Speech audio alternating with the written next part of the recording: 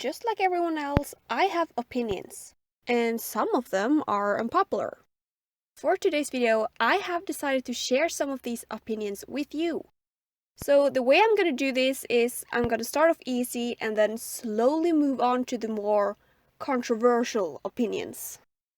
Oh man, am I gonna get hate for this video.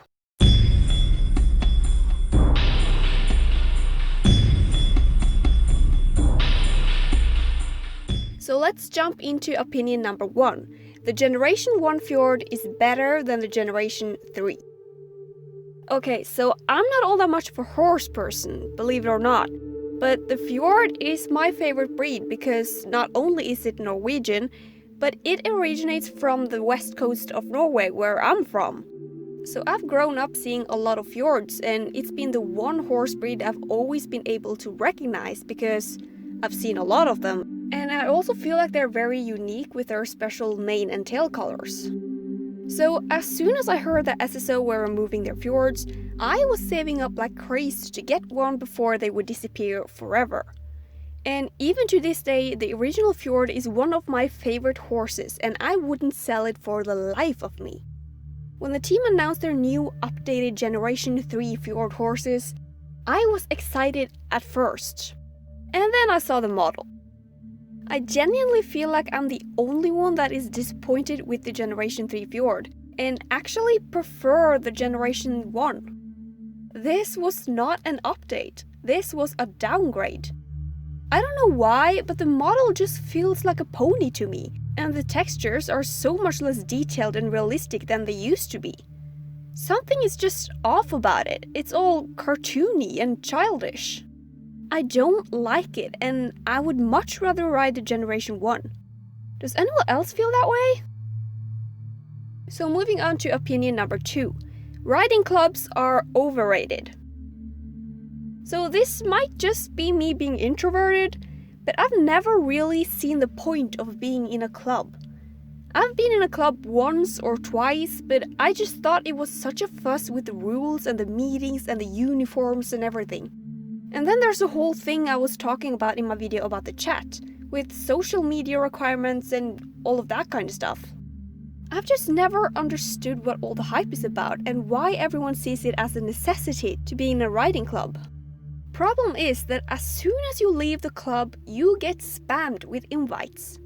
And sure, you can mute club invites in the settings, but they don't save. So every time I log on, I get spammed by people wanting new club members. So moving on to opinion number 3, I love your vegan wild horses. I don't buy a lot of horses, but I do like having horses that feel exclusive or unique in a way. Like the Rune Runner before everyone else gets it, or the old fjord that disappeared years ago. And yeah, I do also like the Jorvik wilds for that reason. They are limited. 1 month later, you're gonna ride around on the horse and someone's gonna be like, where did you get that horse? I also really like that they have 2 coats, because they look like normal horses one moment, and then it's just like, psych, it's a magical horse. And the designs are so cool too. I don't see where all the criticism comes from. Like, yeah, I want a demonic flame horse and a golden horse and a winter unicorn. Are you joking me? So yeah, I like the Jorvik wilds. Opinion number 4. I like the new James. A lot of you guys know that I used to play the original games and that I'm pretty salty about the new Soul Riders. Some more than others. But you know what? James is actually an update that I really like, even though a lot of people seem to not like him. Yeah, he does look different, but at the same time, not really. He still has the glasses and the caps, the blonde hair. He has the main characteristics, and him suddenly looking all grown up is, well, logical, considering that it's been 2 years since the original games. I also really like that he ended up being all money hungry, because he does come from a poor family, so of course he's gonna love the thought of having a lot of money.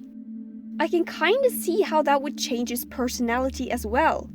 I mean, he did used to be all geeky and scared and constantly in need of Alex's protection, but I think that money and power has made him more confident. He used to be so vulnerable back in the day when he felt like he didn't have anything, and not to mention being bullied by Buck all the time. But now that he is in a position of power and making his own money, he is so much stronger. Am I the only one who thinks that makes sense? James is honestly, in my opinion, one of the better updates, and it surprises me how many people dislike him. Which ironically brings me to the next opinion. I don't like Starshine Ranch. This is pretty much gonna be the exact opposite of what I just talked about. And I know that pretty much everyone else loves Starshine Ranch. I mean, yeah, I guess it's good and they put a lot of work into it. But I just don't like how they force this Western feel onto Lisa and her family. Like, at least with James, his changes made sense, but this just doesn't, you know? In my head, as an old fan, they are supposed to be from the big city, and I don't think I'm ever gonna think otherwise of them, no matter how much Western pride they give them. So the thought of them dancing line dance to some hardcore country music and having grown up in a ranch is just plain weird to me. I guess that's just me being narrow-minded and not accepting the new Lisa, but I can't get used to it. Truth be told, I'd probably love Starshine Ranch if it wasn't so much about Lisa and her family. But this feels almost like an in-your-face attitude to anyone who misses the old Lisa. And probably rightfully so too, because they do want us to like the new Lisa. But it just doesn't work with me. I mean, a Western ranch, sure, go ahead. But Lisa's Western ranch? Sorry, I don't feel it. And the last one, I am actually kind of afraid to say this one because it is probably very controversial. But opinion number 6, the customer support is not that bad. Okay, maybe I've been lucky and had good experiences. But when I read comments on social media and I see everyone complaining about the support team, I honestly can't relate. Every time I have contacted support, I have received an answer eventually. And yes, sometimes it does take time, but sometimes they have a lot of people to answer and sometimes they have to investigate before they can give you an answer. Some updates come with a lot of bugs, which gives the support team a lot to do. And sometimes the requests pile up, like after holidays or weekends. But I have personally always received an answer from them, and they have always been helpful and professional in the replies. And I've seen a lot of people complain that the answer they got was useless or a case of copy-paste, which for the record I have never experienced myself. But if they get a lot of the same questions, they're not going to spend time writing out the same answer to all of them. And they also don't have the answer to everything. If the problem is a bug or server issues, they will need to investigate to figure out how to solve it. And that could take time and they may not be able to give you a satisfying answer. And when it comes to things such as purchases or hacking, they can't always do anything. There are companies out there who can't even be contacted or are never available or never responds. So the fact that SSO is sitting there even responding to comments in social media, that really speaks to me.